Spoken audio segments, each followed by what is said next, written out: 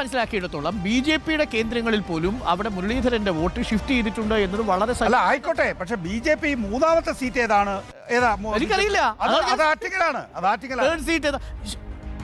ഏതാണ്?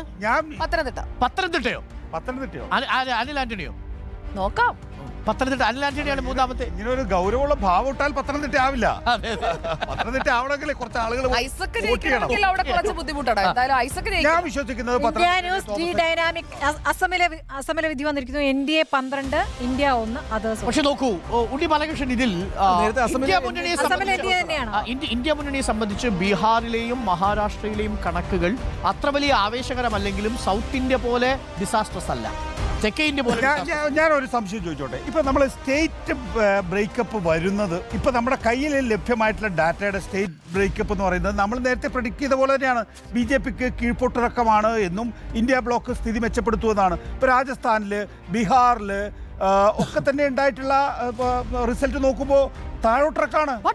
പക്ഷേ വെസ്റ്റ് ബംഗാളിലും ആന്ധ്രാപ്രദേശിലും തെലങ്കാനയിലും ഒഡീഷയിലുണ്ട്, തെലങ്കാനയിലും. കർണാടകയിൽ സ്ഥിതി നിലനിർത്തുകയും തമിഴ്നാട്ടിൽ അക്കൗണ്ട് ഓപ്പൺ ചെയ്ത് മെച്ചപ്പെടുത്തുകയും ചെയ്യുന്നു എന്ന് പറഞ്ഞാൽ ഹിന്ദി തമിഴ്നാട്ടിൽ ഇപ്പോൾ 2-3 സീറ്റുകളാണ്. പക്ഷേ നിങ്ങൾക്ക് ബീഹാറിന് നഷ്ടപ്പെട്ടിട്ടുള്ള 10 സീറ്റുകളുണ്ട്. നിങ്ങൾക്ക് പിന്നെ മഹാരാഷ്ട്രയിൽ നിന്ന് വരാൻ പോകുന്നതേ ഉള്ളൂ. ഇതാണ് കണക്കെങ്കിലും മഹാരാഷ്ട്രയുടെ ഒരു റിസൾട്ട് വന്നു അല്ലെ. 10 സീറ്റ് എത്ര ഉണ്ണി ലാസ്റ്റ് മഹാരാഷ്ട്ര നമ്മൾ കണ്ടത്? 10 സീറ്റ് കുറയും. അപ്പോ ബീഹാറിൽ 9 സീറ്റ് കുറഞ്ഞു, 10 സീറ്റ് മഹാരാഷ്ട്രയിൽ കുറഞ്ഞു. അങ്ങനെ കർണാടകത്തിൽ തമിഴ്നാട് NDA 0 to 2, ഇന്ത്യ 37 മുതൽ 39 സീറ്റ് വരെ.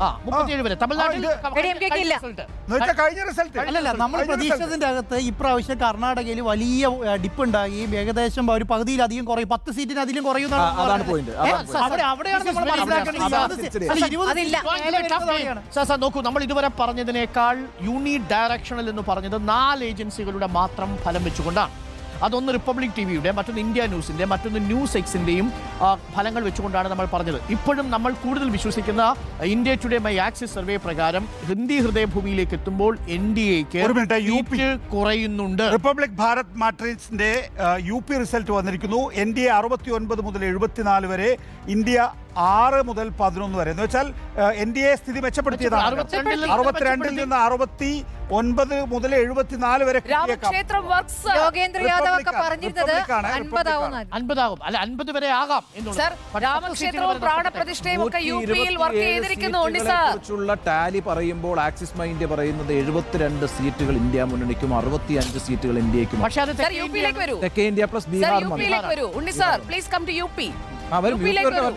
UP-ൽ NDA 69 മുതൽ 74 വരെ, 62-ൽ നിന്ന് 10 കീഴ്പോട്ടിറങ്ങി 52 ആവുകയല്ല, 62-ൽ നിന്ന് മേൽപോട്ട് കയറി 69 മുതൽ 74 വരെ survey. This is very interesting. നോക്കൂ, ബീഹാറിൽ 40 സീറ്റുകൾ ഉള്ളിടത്ത് NDAക്ക് കഴിഞ്ഞ തവണ ഉള്ളതിനേക്കാൾ 10 സീറ്റുകൾ നഷ്ടപ്പെട്ടേക്കാം എന്നതാണ് India today my axis survey.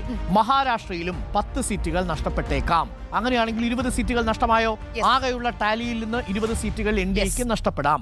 ആ നഷ്ടപ്പെട്ട സീറ്റുകൾ പിടിച്ചെടുക്കുന്ന 2 സംസ്ഥാനങ്ങളെ ഇപ്പോൾ വന്നിട്ടുള്ളൂ. അതിലൊന്ന് ഒഡീഷയും മറ്റൊന്ന് വെസ്റ്റ് ബംഗാളുമാണ്. പക്ഷേ ഒഡീഷ വെസ്റ്റ് ബംഗാളുമാണ്.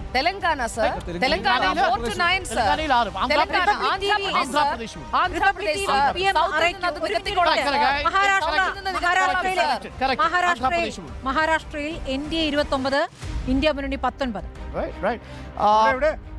മഹാരാഷ്ട്ര ഇതൊക്കെ യാഥാർത്ഥ്യമായിട്ട് ഏതാണ്ട് യോജിച്ച് റിപ്പബ്ലിക്കാണ് ഇത് കേട്ടോ. 19 സീറ്റ് എന്ന് പറയുമ്പോൾ ഏതാണ്ട് 7 സീറ്റിൽ നിന്നാണ് 19 സീറ്റിലേക്ക് മഹാരാഷ്ട്ര എത്തിയിരിക്കുന്നത്. 8 സീറ്റിൽ നിന്നാണ് 19 സീറ്റിലേക്ക് പോയിരിക്കുന്നത്. അപ്പോൾ മഹാരാഷ്ട്രയിലെ NDA 29 സീറ്റിലും 19 സീറ്റിലേക്ക് ഇന്ത്യ ബ്ലോക്ക് മഹാവികാസ് അഘാടി 20+ കിട്ടുമെന്നാണ് എപ്പോഴും പറഞ്ഞിട്ടുള്ളത്.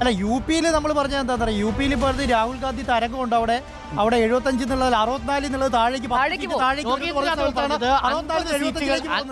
അവിടെ ഒരു തർക്കമില്ലാന്നാണ് അർത്ഥം. 50 സീറ്റുകൾ വരെ തരംഗമുണ്ട് സർ.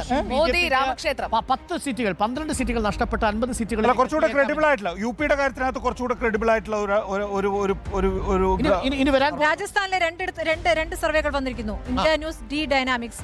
NDA 20, India 4. അതേഴ്സ് സുഗസ്മതി, രാജസ്ഥാനിലെ 4 മുതൽ 7 വരെ, അതിനപ്പുറം പ്രതീക്ഷയൊന്നും വേണ്ട. ഈ നാല് വരെ. വലിയ കാര്യമാണ്, വലിയ കാര്യം. രാജസ്ഥാനിലെ ജൻ കി ബാത്തിലും വന്നിരിക്കുന്നത് BJP 21 തൊട്ട് 23 വരെ, ഇന്ത്യ 2 തൊട്ട് 4 വരെ എന്നാണ്.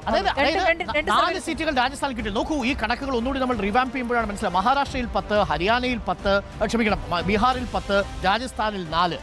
ഈ 3 കണക്കുകളാണ് വന്നിരിക്കുന്നത്. ഈ 3 കണക്കുകൾ പ്രകാരം 24 സീറ്റുകൾ NDAക്ക് നഷ്ടപ്പെട്ടിരിക്കുന്നു. പക്ഷേ അവർ ഗെയിൻ ഉണ്ടാക്കാൻ പോകുന്നത് ഒഡീഷയിലും വെസ്റ്റ് ബംഗാളിലും ആന്ധ്രാപ്രദേശിലും തെലങ്കാനയിലും ഗെയിൻ ഉണ്ടാക്കുകയും കർണാടകയിൽ സ്റ്റാറ്റസ് കോ നിലനിർത്തുകയും തമിഴ്നാട്ടിലും കേരളത്തിലുമായി ഒരു 4 സീറ്റുകൾ കൂടി അവർ ഓപ്പൺ ചെയ്യുകയും ചെയ്താൽ ഹിന്ദി ഹൃദയഭൂമിയിലുണ്ടായ നഷ്ടം അവർ നികത്തും.